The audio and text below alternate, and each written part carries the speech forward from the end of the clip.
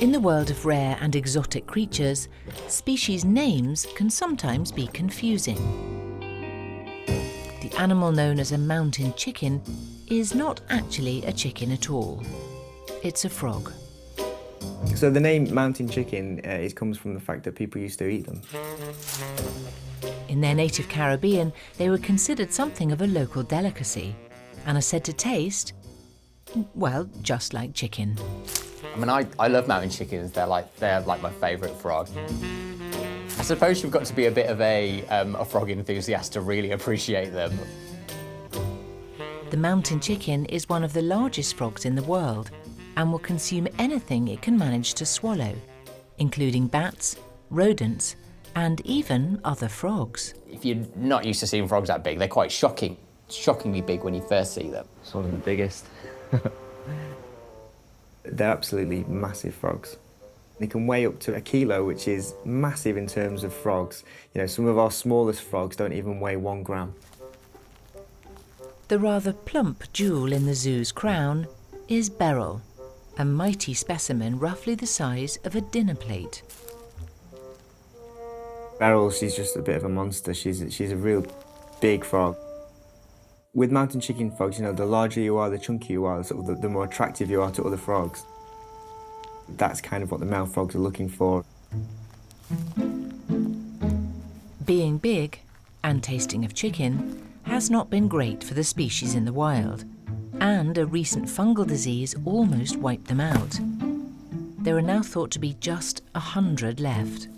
We do know that the population was once quite abundant, and it dropped by about 80% in 2 years, which was huge.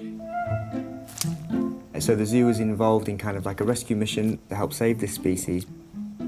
And Chester has tried everything to breed their group. This is where they're going to settle down and raise the kids. Cottage in the countryside? Yeah. OK. Even playing recordings of an amorous male chorus in a bid to get the females in the mood. But so far, all attempts have failed. Even though we know how to breed them, over the past few years we've been struggling to get fertile eggs from them. Staff now suspect 14-year-old Beryl is past her sexual prime, and hopes have switched to a new, much younger female called Vera. Vera's a little bit of a spring chicken, excuse the pun. She's around about 5-ish. She's kind of in a prime, really. On paper, she would be one of our prime candidates for breeding. Vera's quite shy, actually, compared to all the mountain chickens. So we do have to monitor her more closely, really, to make sure that she is feeding and happy. But Vera has failed to reach her full size, and keepers suspect a small growth which has appeared above her eye may be to blame. Over in the amphibian house, concern is growing for Vera, the mountain chicken frog. Hello? She's continued to lose weight, and tests have revealed the growth above her eye is in fact something more sinister. It's turned out it's actually a tumour, so she needs to have quite a big operation, unfortunately. Right, got one female in the box. Vera is being separated from housemate Beryl and is headed for the vet's surgery to have the tumour removed. Whenever we catch these frogs up, it's quite stressful for them.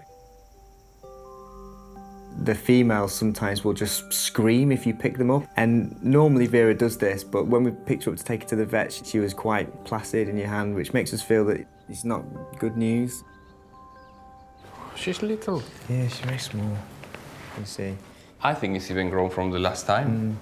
When I was just pointing like this, she didn't like it. So I think the best chance is to take it out. Anaesthetising any animal is dangerous, and the team decide it's safer to allow Vera to inhale gas from a bag rather than giving her an injection. Worst possible case scenario would be they go to operate on the tumour and it's actually much deeper into the eye socket. So we'll start with the small tube. Reptiles and amphibians. It's a very poorly understood area of veterinary medicine. It's very much still in its infancy. But Javier's incredibly experienced, particularly when it comes to mountain chickens, so she's in great hands.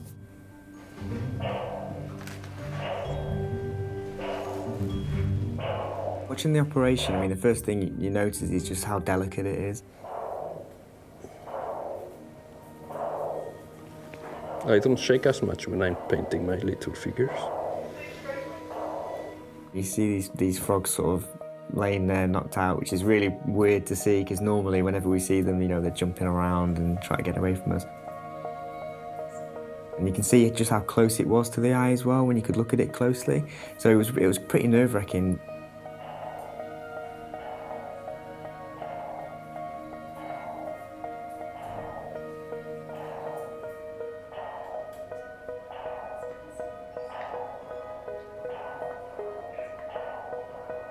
Okay.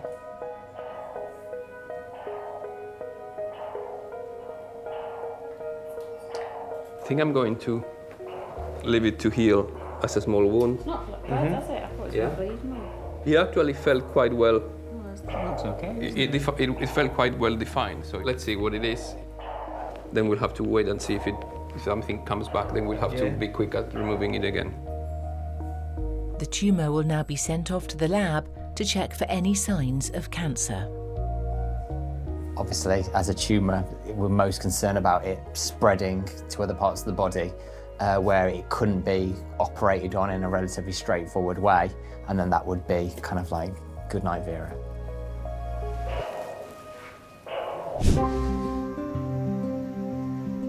Someone else settling back in again is mountain chicken frog, Vera. How's it going? Oh, seems to be doing okay. I think the surgery went really well, and you can see that it's not quite scarred over completely. You can see that her eye looks really healthy. All in all, I think it's gone really well. The tumour did turn out to be cancerous, but thankfully it doesn't appear to have spread. We know that it's something that can happen in this species. We just need to monitor it closely to make sure that there's no regrowth coming back. Now keepers hope Vera will gain weight and go on to help Chester finally breed their first batch of mountain chicken froglets. It would be incredible if Vera produced offspring in the future. Find a nest, you know, with tadpoles or baby frogs in there, it would be amazing. And especially with this frog, you know, because we know that she's been through a lot.